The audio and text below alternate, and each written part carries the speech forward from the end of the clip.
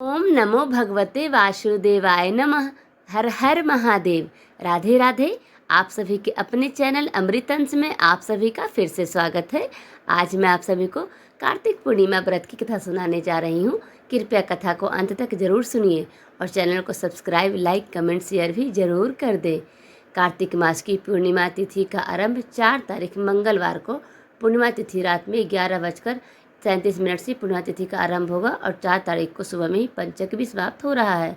5 तारीख को शाम में 6:49 पर समाप्त हो जाएगी। ऐसे में 5 तारीख को सूर्योदय के साथ ही पूर्णिमा तिथि व्याप्त रहेगी और शाम के समय भी पूर्णिमा रहने वाली है। तो कार्तिक पूर्णिमा का व्रत 5 तारीख बुधवार को किया जाएगा। कार्तिक पूर्णिमा दान और गंगा स्नान करने से पाप का नाश होता है, साथ ही व्यक्ति को मोक्ष की प्राप्ति होती है।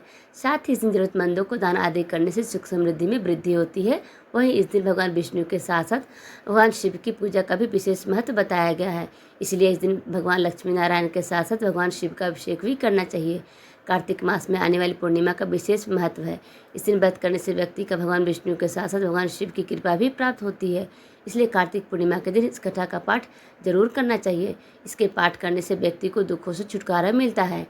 कार्तिक मास की कथा के अनुसार जब भगवान कार्तिकेय ने तारकासुर का वध किया था, उससे क्रोधित होकर तारकासुर के 3 पुत्रों ने देवताओं से बदला लेने का फैसला किया। तीनों असुरों के नाम थे तारकाक्ष, कमलाक्ष और बिंदुमाली। देवताओं ने पराजित करने के लिए पहले तीनों ने तपस्या की और तपस्या के लिए जंगल में चले गए। उन्होंने 1000 वर्ष तक अत्यंत कठोर तप किया। उनके कठोर तप से ब्रह्मा जी प्रसन्न हुए और उनके सामने प्रकट हो गए और ब्रह्मा जी ने इन तीनों से वरदान मांगने के लिए कहा। तीनों ने कहा, ब्रह्मा जी, हमने आपको प्रसन्न करने के लिए कठोर तप किया है, आप हमें अमरता का वरदान दें। उनका यह वरदान सुनकर ब्रह्मा जी ने कहा कि मैं आपको अमरता का वरदान नहीं दे सकता, लेकिन तुम इससे कोई ऐसी शर्त रख लो जिसे पूर्ण होने पर भी आपकी मृत्यु होगी। वैसा वरदान मैं तुम्हें दे सकता हूँ। ब्रह्मा जी के वचन सुनकर तीनों ने बहुत विचार किया और ब्रह्मा जी से वरदान मांगा, हे प्रभु, आप हमारे लिए 3 तारों पर 3 नगरों का निर्माण करें। वो तीनों तारे अर्थात नगर जब अभिजीत नक्षत्र में एक पंक्ति में आएंगे, उसी समय कोई व्यक्ति अत्यंत शांत अवस्था में हमें मारेगा, तभी हमारी मृत्यु होगी। हमें मारने के लिए उस व्यक्ति को ऐसे रथ और वाहन की आवश्यकता होगी जो बनाना असंभव हो, सिर्फ उससे ही हमारी मृत्यु हो। उनकी इच्छा सुनकर ब्रह्मा जी ने कहा, तथास्तु, आप तीनों की इच्छा के अनुसार ही होगा। तीनों असुरों को मिले वरदान के अनुसार ब्रह्मा जी ने 3 तारों पर 3 नगर निर्माण करने के लिए विश्वकर्मा जी को आज्ञा दी। विश्वकर्मा जी ने तारकाक्ष के लिए स्वर्णपुरी, कमलाक्ष के लिए रजतपुरी और बिंदुमाली के लिए लौहपुरी का निर्माण किया। ब्रह्मा जी से वरदान प्राप्त होने के बाद तीनों असुर बहुत प्रसन्न हो गए। उसके बाद उन्होंने सभी लोगों का पर आतंक फैलाना शुरू कर दिया। इन तीनों असुरों को एक साथ त्रिपुरासुर कहा जाता था। त्रिपुरासुर जहाँ भी जाते वहाँ भी लोगों और ऋषियों को सताने लगते। उन्होंने देवताओं को भी देवलोक से बाहर कर दिया। त्रिपुरासुर के आतंक से ग्रस्त होकर उन्हें हराने के लिए सभी देवता एकत्रित हुए। सभी ने अपना सारा बल लगाया, परंतु त्रिपुरासुर के घराने में कामयाब नहीं हो पाए। अंत में सभी भगवान शिव जी की शरण में गए।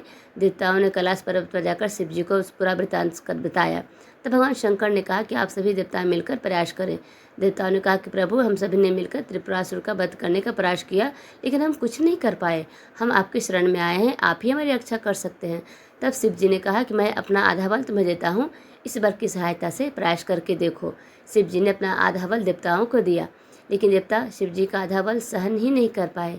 फिर भगवान शिव ने स्वयं ही त्रिपुरासुर का संहार करने का संकल्प लिया। वरदान के अनुसार अब त्रिपुरासुर का वध करने के लिए रथ और धनुष बाण सिद्ध करना आवश्यक था। भगवान शिव ने पृथ्वी को ही अपना रथ बनाया, सूर्य और चंद्रमा को उस रथ के पहिया बनाए, सृष्टि सारथी बने और भगवान विष्णु बाण बने। मेरु पर्वत धनुष और वासुकी बने उस धनुष की डोर।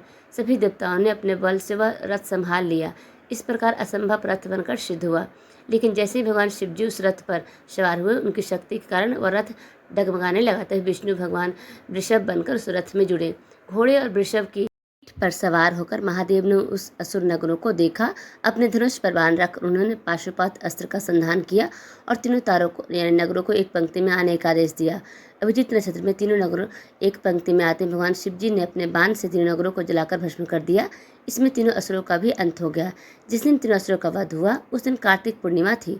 तभी से भगवान शिव जी त्रिपुरांतक बन गए। त्रिपुरांतक का अर्थ 3 पुरों का अर्थात नगरों का अंत करने वाला।